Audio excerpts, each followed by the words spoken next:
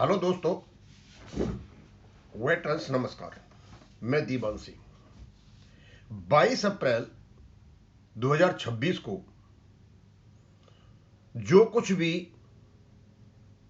EIVA के साथ हुआ और वेंकटाचलम के साथ हुआ, अब उसके पंख निकलने लगे हैं और इनमें इतनी उठापटक रह रही है। मेरा इंटरप्रिटेशन तो यह है कि मुझे लगता है 10 जून आते आते वेंकटाचलम का मेंटल डिसऑर्डर हो जाएगा। क्या करे बेचारा, अब तक एक छत्र राज था, कोई पूछने वाला नहीं था। किसी को मार दिया, किसी को उखाड़ दिया, जहां चाहा मैं पैसा दे दिया, 5 लाख फिलिस्तीन को दे दिया। कोई हिसाब नहीं, कोई किताब नहीं। और इनकी जो जनरल सेक्रेटरी रिपोर्ट है वो भी अभी अप्रूव नहीं हुई है। अभी मेरे पास एक लेटर पड़ा हुआ है, इसको पढ़ने के बाद और मैं इंटरप्रेट करता हूं तो इतनी घबराहट और इतने पैरों से जमीन निकलती हुई मैंने वेंकटाचलम की कभी नहीं देखी। He is totally disturbed and puzzled. भाई, चुनाव होना है आपका। इस देश में चुनाव होते हैं, MP के होते हैं, MLA के होते हैं, सोसाइटीज में होते हैं, सब जगह चुनाव होते हैं। और चुनाव जिसके होते हैं, जो वोट डालने वाले होते हैं, उनको ऑलरेडी ट्रांसपेरेंटली फेयरनेस के लिए उसकी लिस्ट जारी कर दी जाती है। अब इनको भी आप नहीं करोगे, छुपा करके रखोगे, तो ये तो स्वाभाविक सी है कि आप चुनाव को गिरवी रख रहे हो और लोगों को सही जानकारी नहीं दे रहे हो। ये 14/5/2026 को एक लेटर लिखा वेंकटाचलम ने, और लिखा किसको? PR मेहता। ये इन्हीं के वाइस प्रेसिडेंट हैं, एक ही थैली के चट्टे बट्टे हैं। अब लड़ाई हो गई तो क्या हो, क्योंकि जो मलाई खानी है ना, वो तो खानी है। जिस ऑर्गेनाइजेशन जो केवल और केवल वर्किंग एम्प्लॉयज के लिए है, और वहां उसमें से 23 में से ऑफिस बियर में 20 रिटायर्ड लोग बैठे हैं, तो लड़ाई तो होनी है। जिंदगी भर की ये काम ही यही किया इन्होंने कंट्रोलिंग ऑफिस को अपने प्रभाव में लिया है, लोगों की पोस्टिंग कराई है, पैसे मारे, यही काम किए और कुछ नहीं किए। और जो रिटायर्ड बैंक पेंशनर्स है उनका पेंशन अपडेशन मरवाया, और सारे जितने भी फायदे सारे मरवा दिए। अब इनके लेटर का जवाब देने से पता चलता है कि PR मेहता साहब ने कहा, भैया जो लोग वोट देने आ रहे हैं, भाई उनकी लिस्ट तो दे दो डेलीगेट्स की। अब स्वाभाविक सी बात है, डेलीगेट की जो लिस्ट आई वो जनरल सेक्रेटरी के पास है। अब उसको छुपा के रखेंगे कब तक के लिए? जब तक चुनाव नहीं हुआ तब तक के लिए। जिसलिए वो लोग दूसरे वाले उनसे संपर्क नहीं कर सके। भैया, ये कौन सा नियम है? ये कौन सी डेमोक्रेसी है? ये कौन सा चुनाव का वो है? भाई, PR मेहता को लिस्ट चाहिए या और किसी को लिस्ट चाहिए, स्वाभाविक सी बात है। जब खड़े हुए चुनावों में तो अपना तो चुनाव का प्रचार तो करेंगे ही ना। अब करेंगे तब ना कौन कौन आ रहे हैं, उस कौन कौन आ रहे हैं उसको छुपाने के लिए लेटर लिखा जा रहा है। और कहते मैं मना नहीं करता, और मना करते करते कहते नहीं हम सारे ऑफिस बियर से पूछेंगे और हम लीगल ओपिनियन भी ले रहे हैं, ये ले रहे हैं। मतलब लिस्ट नहीं देंगे, लिस्ट नहीं देनी है। PR मेहता जी को लिस्ट नहीं देनी है कि कितने डेलीगेट्स वहां पर आ रहे हैं और कौन वोटिंग करने आ रहा है, उसको छुपा करके रखना है। ये कौन सा लोकतंत्र हो गया भाई? ये कौन सी ट्रांसपेरेंसी है, और कौन सी ओपननेस है, और कौन सी फ्रैंकनेस है, कौन सी फेयरनेस है? मतलब इस आदमी को अब डर सताने लगा है कि इसको उखाड़ फेंक दिया जाएगा, और मुझे लगता है इसकी अंतिम कील ठुक चुकी है। सीधी सादी बात है, 10 जून को इकट्ठे होंगे, इनमें झगड़ा होगा, वोटिंग होगी नहीं। या फिर यह है कि क्या नाम है, वोटिंग करा लेंगे, और वोटिंग करो के बाद में इनके जो टुकड़े हुए थे वो 2 टुकड़े हो जाएंगे, क्योंकि EIVA तो रहेगा।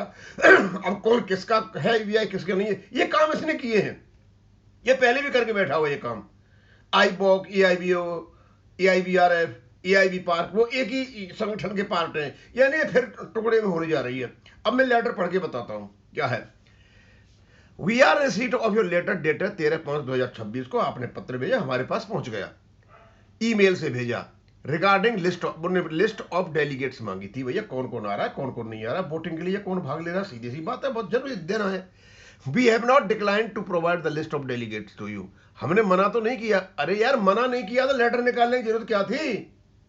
उनको बोलते भैया मैं आपको लिस्ट भेज रहा हूं, ये डेलीगेट्स हैं और आपके संपर्क में, मेरे संपर्क में, और ये वाइस प्रेसिडेंट हो रहे हैं, एआईबीए के, जब एआईबीए के वाइस प्रेसिडेंट के साथ इस व्यक्ति का इस प्रकार का व्यवहार है, तो आप समझ सकते हो कि जो आदमी कहीं भी नहीं है, सिंपली एक बैंकमैन है, उसके साथ इस व्यक्ति का कैसा प्रभाव होगा और क्या होगा। और इसके बाद चमचे और होंगे सारे कुछ बहुत जाए। You are aware. अब ये कहानी बताते हैं, उनको टीचिंग कर रहे हैं। जाने पीआर मेहता छोटा मोटा व्यक्ति है, वो कुछ नहीं जानता है।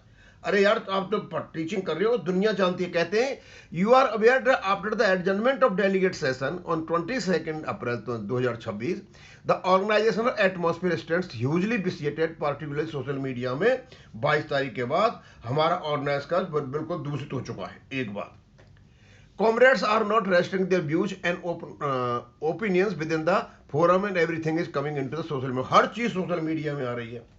वो था ना bank of Baroda workers organisation Karnataka, उन्होंने बोल दिया कि जितने भी तुम बैठे हो यहां पर रिटायर्ड वाले, कुर्सियां छोड़ो, अपने घर को भागो। तुम यहां किस काम के लिए बैठे हो? तुम्हारा काम क्या है? यहां पे भागो अपने अपने घर, हमें काम करने दो, हमें संभालने दो।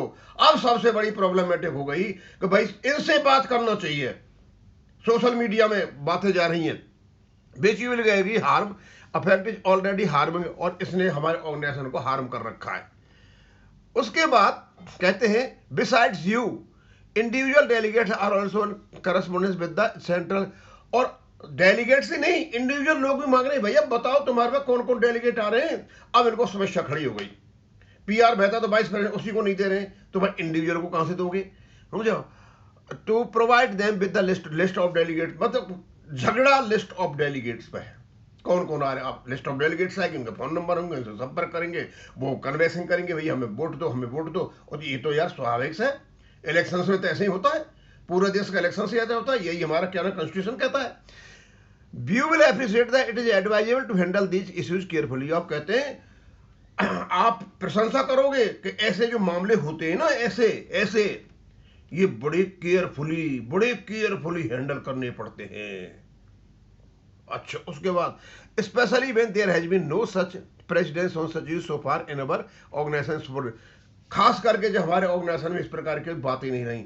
एक छत्र राज था ना, बाप का राज था, हेरिडिटरी चला हुआ था ना, सेंट्रल बैंक ऑफ इंडिया का तारकेश्वर चक्रवर्ती, सेंट्रल बैंक इंडिया वेंकटाचलम, और अभी कौन रामनाथ और कौन आ रहा है, राम बाबू है, वो भी सेंट्रल बैंक इंडिया का। तो तुम क्या ये पैतृक संपत्ति समझ रखी है क्या? आगे, hence we thought it proper to have the benefits of collective. अब बोले इन सब मामलों में हमने सोचा है, भाई डेलीगेट की लिस्ट नहीं देंगे हम तुम्हें, मतलब दूसरे तरीके से मना किया, हम डेलीगेट की लिस्ट नहीं देंगे, चाहे तुम हारो चाहे जीतो, चाहे तुम्हारे साथ ही हो, हम तुम्हारी गर्दन काटेंगे। तो बोला ठीक है, हम ऐसा करते हैं, हम क्या है benefit collective views of office bearers, office bear के कलेक्टिव व्यू ले, देनी है कि नहीं देनी है। क्यों तुम्हारे बाप का राज है क्या? कौन होते हैं ऑफिस बियरर्स? किसने चुना ऑफिस बियरर्स को? देश में चुनाव नहीं होंगे, इलेक्शन नहीं होंगे, आप चुनावों को मतलब क्या नाम है उसको प्रेशर में आकर के मतलब सूचना को छुपाओगे। और नहीं, वी हैव सॉट लीगल, और डराते हैं, पीआर मेहता को डराते हैं हम लीगल ओपिनियन ले रहे हैं। भैया इस देश में कौन सी ऐसी लीगल ओपिनियन है जो चुनाव होने जा रहे हैं और निष्पक्ष चुनावों से होने से रुकेगी? ऐसे कौन से तुम्हारे ग्रुप बना रखे हैं तुमने, ऑफिस बियर बना रखे हैं जो तुम्हारा साथ देंगे इस प्रोग्राम में?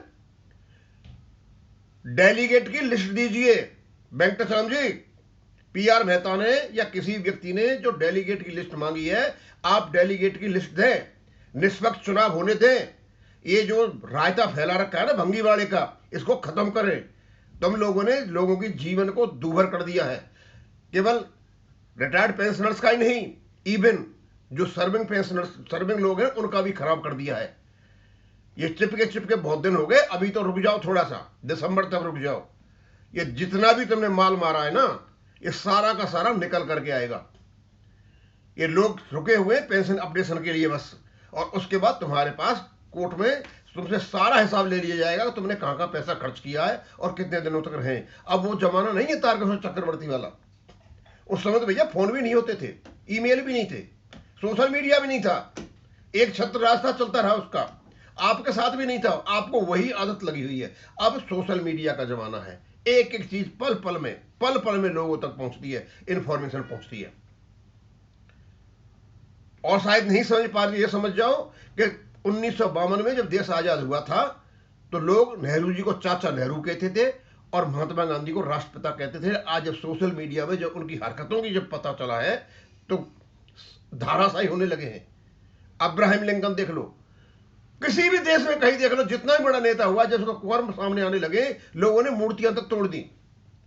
अब तुम्हारी भी मूर्ति टूटने वाली है, तुम्हारा हाल ऐसा ही होना है जैसा कम्युनिस्ट देशों में बड़े बड़े नेताओं का हुआ और इवन अमेरिका में अब्राहम लिंकन का भी हो गया। पता नहीं कहां कहां से लोगों का सत्यानाश कर दिया। कंडीशन वहीं पहुंच चुकी है, लोगों को जानकारी हो चुकी है और कुछ भी नहीं है, केवल जानकारी का फर्क है। लोग जान चुके हैं कि आपने बैंक पेंशनर्स के साथ में और सर्विंग लोगों के साथ क्या क्या कुकर्म किए, केवल और केवल पैसे के पहाड़ पर बैठ करके मजे लेने के लिए। वेंकटचलम जी, जो भी लोग चाहे पीआर मेहता हो और चाहे दूसरे डेलीगेट्स हो और चाहे इंडिविजुअल हो, यदि लिस्ट मांग रहे हैं आपसे तो डेलीगेट की लिस्ट उपलब्ध कराएं। और मैं तो कहना चाहूंगा पीआर मेहता से, और कोई भी व्यक्ति है जो डेलीगेट्स की लिस्ट यदि ये नहीं दे रहे तो इनका रजिस्ट्रार के पास जाकर के शिकायत कर दें कि ये ईमानदारी से निष्पक्ष रूप से चुनाव नहीं होने दे रहे, डेलीगेट लिस्ट नहीं दे रहे, इनके चुनाव ऑटोमेटिक रुक जाएंगे, इन पर प्रेशर पड़ेगा और इनको देनी पड़ेगी। ये क्या बात कर रहे हैं कि ऑफिस बियर से पूछेंगे, लीगल कानूनी सलाह देंगे। हम बेवकूफ हैं, समझते नहीं है आप क्या कह रहे हो। अब इसको मैं यही खत्म करूंगा। थैंक यू, धन्यवाद।